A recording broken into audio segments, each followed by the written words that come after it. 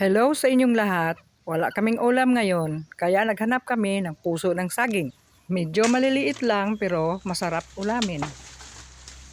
Medyo mahaba na ang puno ng saging kaya napatalo na siya dito. At pagkatapos naming pitasin ay babalatan muna natin.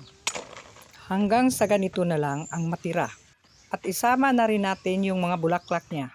At pagkatapos niyan, hiwain na natin. Nang medyo malalaki lang.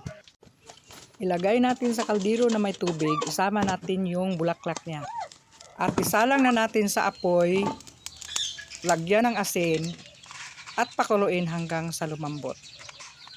Habang maghihintay tayo sa paglambot ng puso ng saging, magkayod muna tayo ng niyog upang gawing gata para pangpalasa. Tingnan na natin at yan malambot na, kunin na natin sa apoy. At saka isalin na natin sa palanggana.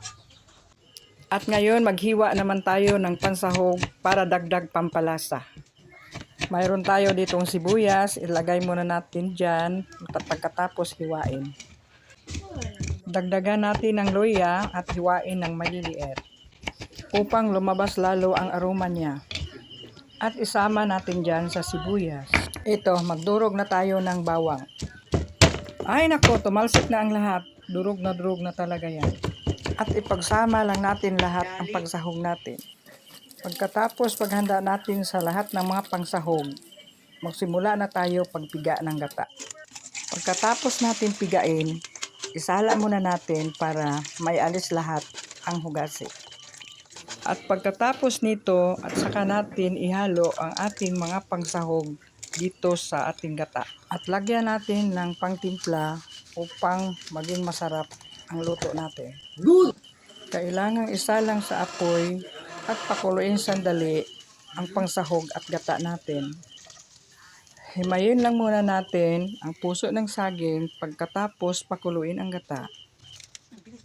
Saka ilagay natin ang gata sa puso ng saging upang paghaluin. Yan, simutin na natin.